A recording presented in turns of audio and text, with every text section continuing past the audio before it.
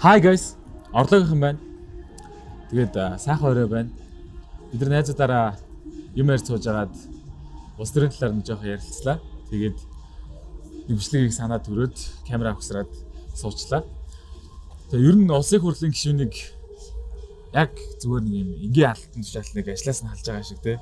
Чи ингээ хариуцлага алдсан байна гэд ажлаас нь халж байгаа юм шиг яг ямар нөхцөлд ингээд улсын хурлын гишүүн биш болох юм бэ гэх нэг талаар те гэж бодлоо. Нэг талаасаа бид нэр ялангуяа сүүлийн үед өнгөрсөн жил гэсэн ингээд талбай дээр сосол огцоор л хийдэг. Тэгээд яг ямар хууль зүйн үндслээр яаж тэр хүмүүсийг огцруулах гэдэг ерөөс төдийлөн мэддэггүй. Тэгээд тийм учраас энэ удаад ч энэ удаагийн дугаараа энэ талтай холбогдуулаад тэгээд хүмүүсийн эрх зүйн байдал ч гэсэн тодорхой хэмжээнд нэмэр болов уу гэсэн үгнээс энэ удаагийн бичлэгээ хийж байна. Тэгээд энэ удаагийн дүрд бол ингээд манай Тэмүүлэн бол улсын хурлын гишүүний байр суурьнаас миний бие бол энгийн иргэний байр суурьнаас бол одоо асуулт маягаар бол явагдана.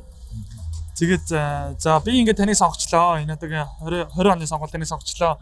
За тэгээд та надад таалагдахгүй байна. Нэг талаараа таныг огцруулмаар байна. Тэгээд таны мөрөө хөтөлбөр хийчихгүй байна. Таны ер нь байгаа байдал чинь тэгээд та бол ёс зүйн их удаа гаргаж байна. Тэгээд яаж би яг таныг огцруулах вэ? Талбай дээр часаад огцруулчих юм уу? Эсвэл яг ямар үндэслэл гэдэг вэ? Тэр талаар нэг яриач. За энэ дээр биш үү те. 2019 оны үндэслэл нэмэлт өөрчлөлтөөр 29-ын 3 дахь хэсэгт улсын хурлын гишүүнийг эргүүлэн татах буюу огцруулах. Тэгээд бүр эрхийг тэтгэлзүүлэх буюу хэсэг хугацаанд гишүүний эдлэх одоо онцгой бүр эрхээс нь ингээ байхгүй болох гэсэн нэг агуулгатай заалт орж ирж байгаа. Тэгээд энэ дээр нэг нэмэгдэж зүйлс юу вэ? Нэмэгдэж орж ирсэн юм. Улсын хурлын гишүүн болохдоо бид нэр ингээ тангараа өргөж байгаа те. За би улсын хурлын гишүүнд ингээ ард түмнийхээ элчийн хувьд нийт иргэн улсын ашиг сонирхлыг эрхэмлэн төрийн хуулийг дээдлэн сахин. Тэгээд авилга ашиг сонирхлын зөрчлөөс ангид байж гишүүний үүргээ шин шударгаар биелүүлнэ. Эдийн тангараг бүр биелүүлж байгаа. Тэгэхээр ингэсэн үг нийт иргэн гэхээр та чинь Баянгор аймгийн төлөөлөлт улсын хурлд гараад ирсэн бол Баянгор аймгийнхны гал биш нийт Монгол улсын иргэдэд төлөх хэрэгтэй тийм үү? Тийм. Тэгэхээр энийг бас та бас сайн анзаарах хэрэгтэй. Зөвхөн тухайн тойргийнхаа иргэд ажиллаад идэг. Ягаад тэгэхээр дараагийн жилийн сонгуулиар өөрөө таалагдсан тул ажиллаад идэг тийм. Тэр биш ерөөсөө нийт Монгол улсын ард иргэдэд төлөөлж байгаа гэдгийг бас санах хэрэгтэй гэдэг. Энэ мессежээс харах хэрэгтэй. Тэгээд энэ дэр нэмэгдэж орж ирсэн хамгийн гоё зүйл нь юу гэхээр авилга ашиг сонирхлын зөрчлөөс ангид байна гэдэг. За авилга авсан тэгээд өөрийнхөө одоо юу гэдэг хамаарлахгүй этгээдийн компани дээр тендер авсан гэдэг юм уу одоо нөгөө нэг жидүү мүдэг асуудал чинь нэр яригдэн шүү дээ. Ийм асуудлууд гаргасан байх юм бол окей тангаа зөрчсөн байна гэж эргүүлэн татаж авах боломжтой. Тэгээд гэмт хэрэгт холбогдсон үед гэмт хэрэгт холбогдсон ч гэдэг юм одоо юу гэдэг ингээд мэдээгээр улсын хурлын гишүүн тэр ийм гэмт хэрэгт холбогдоод ингэ шалгагдаж байна гэд энэ тийм мэдээгээр гарлаа гэж үү. Тэр үед тэр улсын хурлын гишүүнээс төр хугацаанд төлөвлөж боломжтой. Тэр хэрэг хянаж шалгах хүртэл энэ ямар ч холбогдолтой вэ гэхээр улсын хурлын гишүүний эдлэх нөгөө онцгой бүрийн эрх гишүүн байгаа шүү дээ. Нэг талтчгүй те.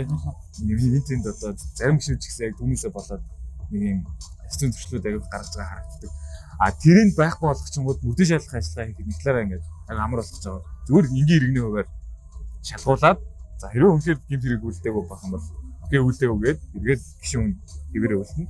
Тэгээд тэр нь үргэлжлээд улсын хурлын гишүүн ингээд байжгаад гэмт хэрэг үлдсэн тогтоогдоо шүүхээр тэр нь хүлээн шийдэх юм бол бүр ингээд бас эргүүлэн боломжтой. Тэр нэг ийм хоёр юм байна гэж ойлгож болж байгаа. Тангараа зөрчсөн буюу аян дотор нь авилга шиг сонирхлын зөрчил хамрагдсан. Тэгээд дээрэс нь үнцүүл заасан улсын хурлын гишүүний эдлэх хүлээх үүргээ зөрчсөн.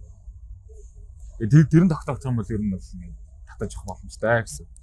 Тэгээд дахиад хэлвэл яг өмнө нь байсан тогтолцоос одоо яг юу нөөцлөгдсөн?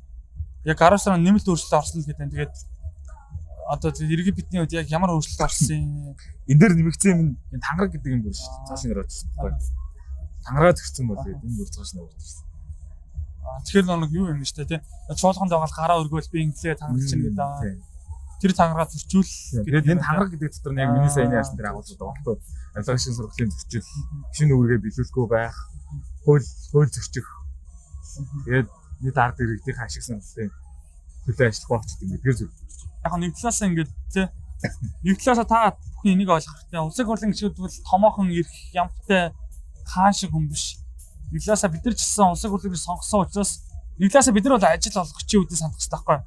Улс хурлын гишүүд бол ажилтнгийн өргөөс багс байгаа. Бидний эрх ашиг хамгаалах үстэй. Тийм учраас яах вэ гэхээр ажилтан тухайн хөдөлмөрийн гэрээнд заасан ажлаа гүйцэтгэхгүй байвал ажил олгогч яах вэ? Хөдөлмөрийн гэрээнд цуслан ажлаас хална. Яг тэрэн шиг яг тэрнтэй л ажиллаа.